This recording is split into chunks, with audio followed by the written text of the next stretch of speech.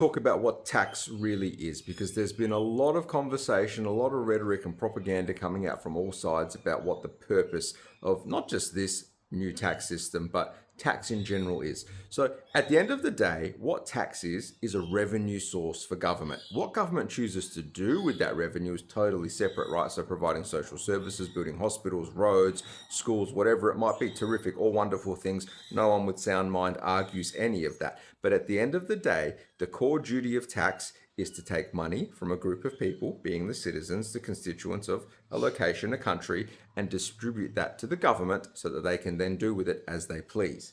So if tax is just a kind of income, we've got to think about increases in tax in terms of an increase of revenue. So that's what it is, right? If they're taking up a particular tax, that's essentially government saying, we need more money, we want more money, or for whatever reasons, we think you need to pay more money. Now, the thing that I think the government in this scenario is just overlooking a little bit, and it's something that governments all over the world are starting to do, they're just ignoring sentiment, right? So they'll say things like, oh, the polls and this and that. Cool, right? We've got one opportunity every few years to give you our direct feedback. But in between those elections, we have something called sentiment, consumer sentiment, ratepayer sentiment, taxpayer sentiment, whatever it might be. Now, in this situation, the sentiment I think is pretty clear, but it's continuing to be ignored. I'm going to give you an example. Cigarettes. For the longest time, we've known that cigarettes are absolutely deadly. They cause cancer, they put massive strains on our health and medical systems. They are literally something that is inexcusably useless, right? Like they're not good for anybody. The government's tagline, not just this government, but the Liberals before them, has always been, we don't support smoking, we don't want it to exist, but it is, so we're just going to tax it until it comes down and hopefully goes away. Now, growing up, I was in a family that had a small business. We had a snack bar, and our snack bar used to sell cigarettes. And I remember quite distinctly that a packet of cigarettes was $4 or $5. And I'm not that old, I'm 42 years old. So we're talking around about sort of the mid 90s thereabouts. You're talking $4, $5, $6, $7 for a packet of cigarettes.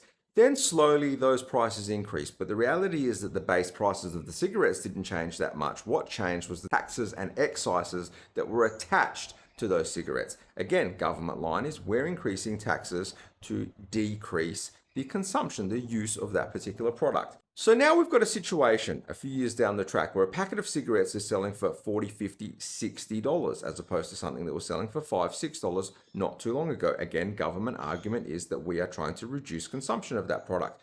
We all know, like it's out there on the streets now. Have a look at what's happening.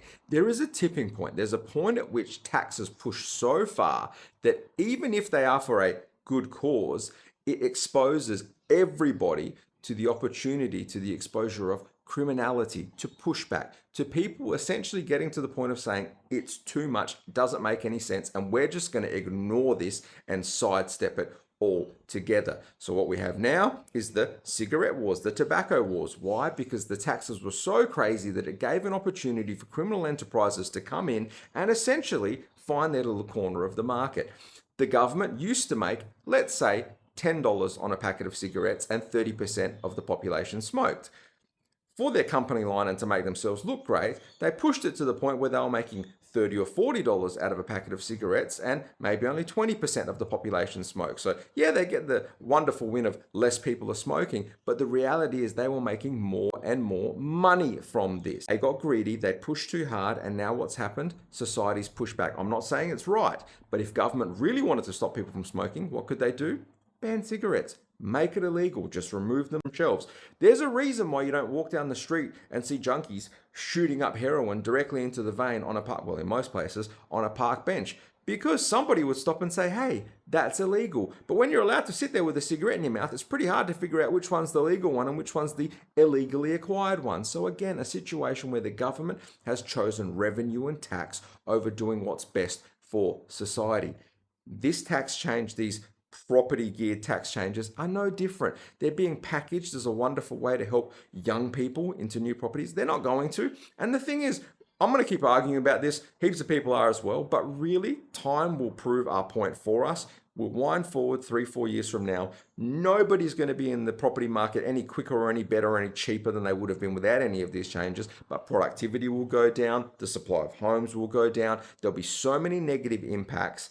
And unfortunately, some politician at the end of it will stand up and say, I'll change that, get the win, look like an absolute hero. The Labor Party will just say, oh, we got that wrong, modelling, and we'll all just have to move on. The suffering that everybody has to go through now, that's the problem, and that's the thing that I don't think we're really actually going to be able to change, no matter how hard we kick and scream, until the next election. So just remember that when you go to the next elections, cigarettes, taxes, houses, it's all the same shit. They're just trying to take more money. Alex Money.